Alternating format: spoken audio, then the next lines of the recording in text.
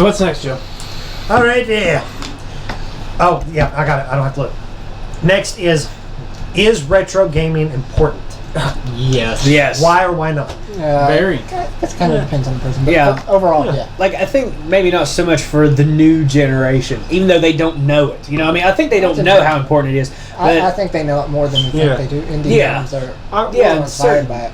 So I remember, I think I was in like middle school, maybe high school, and like I was talking to some of my friends, like talking about like I still play the Nintendo 64 sometimes, you know, if it was a really good game, and like some of them would be like, why would you play that? The graphics are, you know, it's graphics like aren't everything. The graphics aren't everything. It's good games and everything, you know. Yeah. I just completely lost the point I was going with, so go. I just tired. one reason, Like, How long did you sleep? I think- How long have you slept? I don't know. Repeat what you just did. The question. Let's see if I can get back to what point I was retro gaming going. important? Yeah.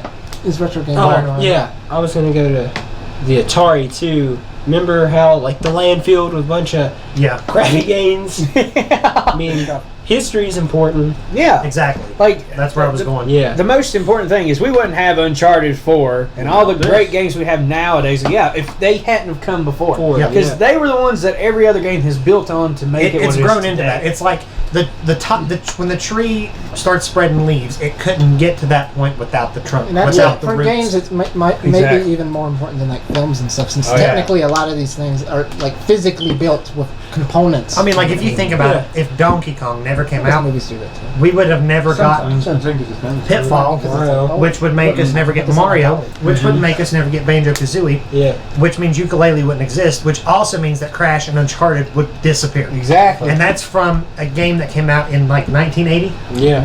So, and I technically mean, going even further, if like they never Doom, made Pong, if Doom then never made out, Halo would never exist. probably be made. If Yeah. Doom never was made. Yeah.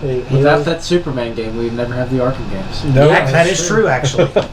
So I mean, you got to take that. Isn't there actually a good game hidden behind that first level though? Or a decent game anyways? And for some reason that level, just like pushed me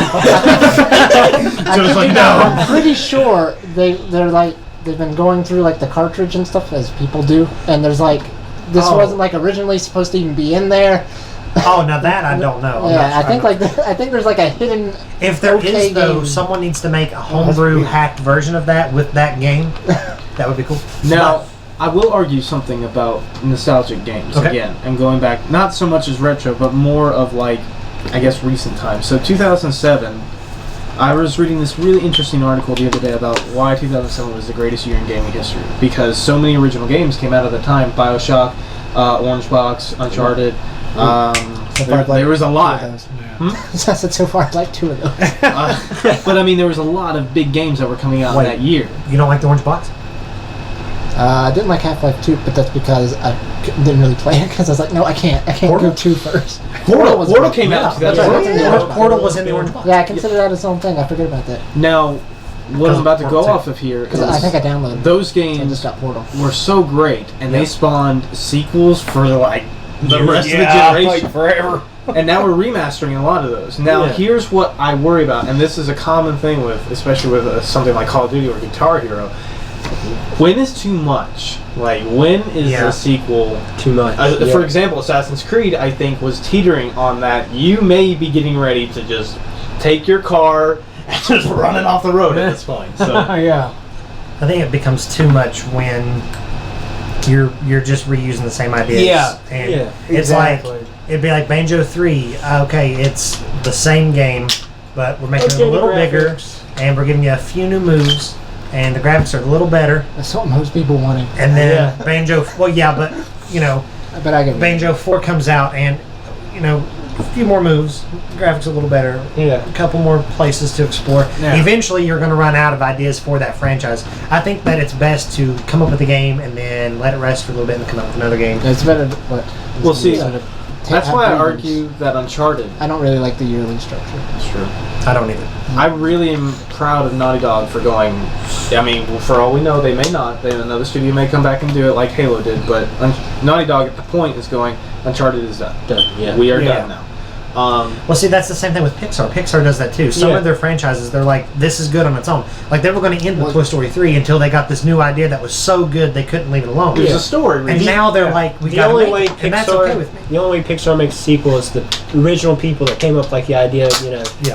If they agree that it's good enough to go. Good enough to go. Unless we're talking about Cars 2. Yeah, that was the only one. John Lasseter was cool with Cars He was too. all over Cars 2. I still don't know why. Because he liked the spy aspect, and I can see where it was going. It was just like, this idea wasn't fully formed, man. Yeah. Sorry, John. I think that might be one of the worst Pixar. I think it is the worst, truthfully. I never liked from Ratatouille any other studio. That would be just to be like, oh yeah, that was a great movie. That's actually good though that Pixar standards so high. But anyways, back to retro gaming. Wow, that went just left field. I like water.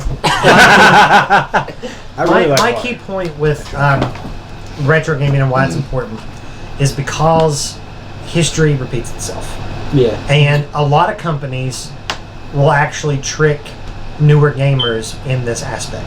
Like they will do, I can't tell you how many times I've seen it, like they'll be like, okay, this game's coming out, it's brand new, it's revolutionary, this one thing that we're doing in this game has never been done before, and I'm like, as soon as they say it, I'm like, wait a minute, there's a game on the NES that has done this. Well, it's just like the new generation doesn't know. Exactly. Sometimes they're not even aware of it. I like that one time, I think it was when they were first announcing this current generation, it was one of the Call of Duty games, and like, and the fish will actually like swim away from your face, and someone cut it where in Mario 64 where the fish swim away. Yeah, I think it was for Ghost. And like you could tell, they were just like, he didn't mean that to be a big thing. He was just sort of throwing stuff out randomly. Yeah. And it was still funny. But I mean, in general, I think it's important so you can avoid that happening to you, but also so you can see how gaming has evolved. Because, like, one of the reasons I love Pokemon so much is training your Pokemon and watching it evolve from this thing into this thing into this thing. Yeah. The fact that all the way from the Game Boy Advance games up, you could have the same group of Pokemon is just mind-blowing. Yeah. I love that. But, like, you know, watching, like, you can take a series that's been around for a long time, like Mario, and you can watch, like, you can see a little bit of each game and watch how it grows and evolves and changes over the years. And you can see in each game that comes out how it took stuff from that and moved forward with it. And where gaming's at now is... It is. It's been so where long. gaming's at now, it's incredible to think that where's it going from this point, because it's grown so much and it's continuing to grow, because like we're still getting stuff like Uncharted 4 and The Last of Us that are revolutionary and mind-blowing, and if they can do that now and they used to do it then, they can continue to do that, and that's what's awesome. I think the biggest issue with like retro gaming is the fact that there's no like easy way to sort of access it for most people. It's getting better. That's true. I mean, because like the company still has like Nintendo or Sony that sort of like goes back enough that they can sort of be like, then you still got to buy it. Yeah.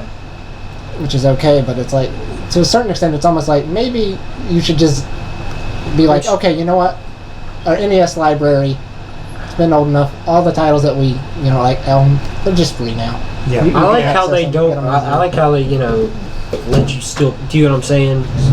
Like some companies kind of it was good that you we just don't act like that exists. We'll just go with the new thing. Nintendo's all legacy. Huh? Nintendo is all legacy. Yeah, no, they.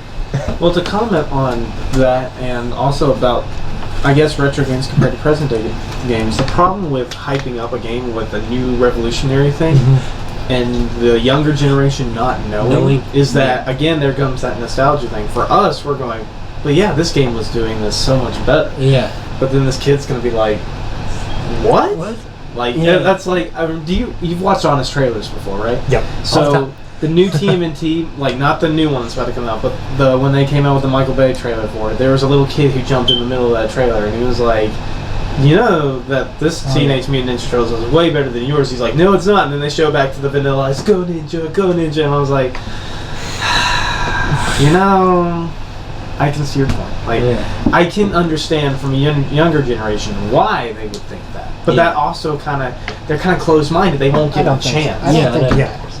I agree. I guess it should be closed-minded. But it doesn't matter if they think that this game innovated something first. I mean, like, I know some gamers who, they're like 40.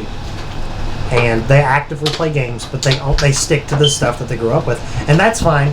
And I know a lot of gamers who only play modern stuff, and it's like they don't care about what's came before.